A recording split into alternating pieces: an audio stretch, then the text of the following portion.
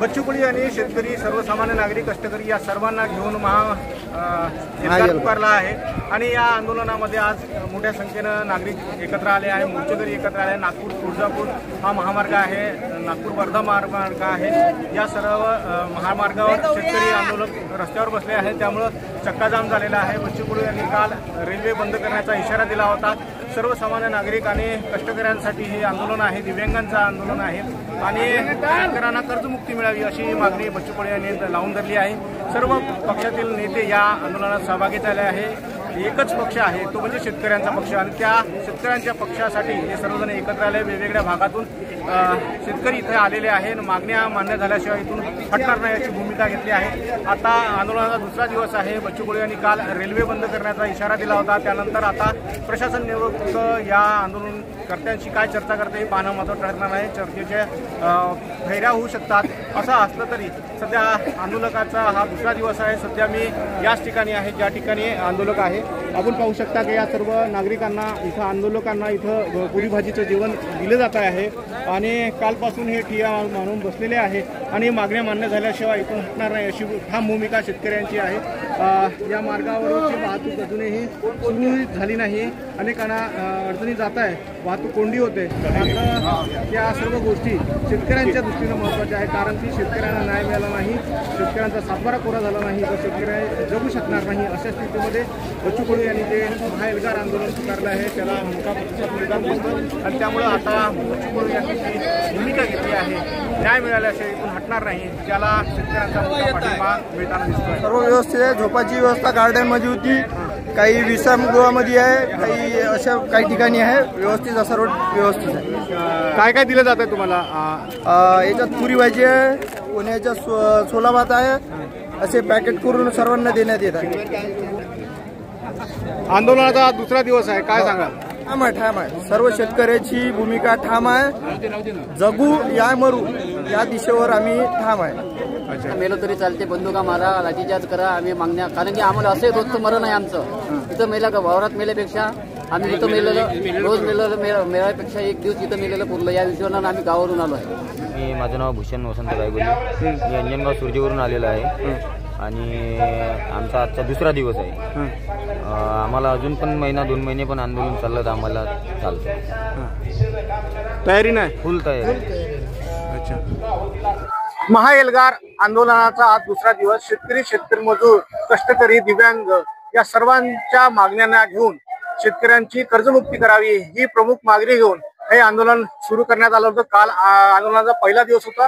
मोठ्या संख्येने या आंदोलनामध्ये राज्याच्या कानाकोपऱ्यातील शेतकरी सहभागी झाले आणि त्यामुळेच नागपूरच्या अनेक मार्गावरील वाहतूक हे कोंडी झाली आहे. सध्या मी नागपूर जवळ असलेल्या नागपूर जबलपूर मार्गावर आहे. आपण पाहू शकता की या ठिकाणी वाहनांच्या लांबच लांब रांगा लागलेल्या आहे. तर दुसरीकडे ज्या ठिकाणी हे आंदोलन चालू आहे हे वर्धा रोड आहे. आपण पाहू शकता की या ठिकाणी कानाकोपऱ्यातून आलेले शेतकरी इथं बच्चू कडू आणि शेतकरी नेत्यांना ऐकण्यासाठी इथं आलेले आहेत आणि मोठ्या संख्येने हे शेतकरी इथं आलेले आहे. आंदोलन किती दिवस चालू शकते या दृष्टीनं त्या तयारीने इथं आलेले आहेत आणि त्यामुळं आता या आंदोलनाची गती आता वाढताना दिसते. काल बच्चू कडू यांनी सांगितलं होतं की आम्ही रेल्वे रोखू आणि त्याचमुळं सरकार कुठेतरी आज चर्चेला इथं येताना दिसतंय. आज काही शेतकऱ्यांनी रेल्वे रोको करण्याचा प्रयत्न केला होता. ट्रॅकवर काही शेतकरी इथं आंदोलन स्थळी या ठिकाणाहून आंदोलन स्थळी गेले होते आणि रेल्वे रोखली. सोबतच काही ठिकाणी रस्त्यावर नागपूर हैदराबाद महामार्गावर टायर जाळून सुद्धा निषेध करण्यात आला होता आणि आज संध्याकाळच्या वेळेस 2 मंत्री इथं चर्चेला येणार आहे आणि चर्चेनंतर नेमकं या चर्चेत काय निष्फळ होतं त्यानंतरच पुढं ठरणार आहे. खर तर ही चर्चा व्हावी असं अनेक नेत्यांचं म्हणणं आहे. सरकारकडनं या शेतकरी नेत्यांना मुंबईला बोलवलं होतं, मात्र चर्चा इथेच करावी असं शेतकऱ्यांचं म्हणणं होतं आणि त्यामुळे बच्चू कडू यांनी या ठिकाणी काही मंत्र्यांना इथं सोबत चर्चा करणार आहे. त्यामुळं संध्याकाळीपर्यंत काय निर्णय लागते याकडे महत्वाचं लक्ष राहणार आहे. पैसे नाही, आम्ही कसे पैसे म्हटलं तू GR काढ, मार्च मध्ये माफ कर, चालते ना आम्हाला. GR काढ ना आता लेखी, बरोबर आहे का नाही?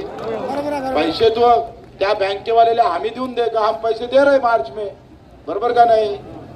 म्हणजे 10,000 आता खात्यात टाकून दे, आपल्याला भेटणारच नाही, बँकेतच जमा होणार आहे आणि त्याची गॅरंटी सरकारनं घ्यावं. म्हणजे तुले पैसेच नाही तुमच्याजवळ, लईच भिकारचोट झाले तुम्ही, तर ठीक आहे, बरोबर का नाही? आता हे तिथं बसल्याशिवाय चर्चा होईल का? आता अडलं कुठं घोडं आपलं, जायचं का तेले इथं बोलावचं? मग आता माझं असं मत आहे, ते इकडे यायला तयार नाही, आपण इथंच थांबू. जय रामकृष्ण.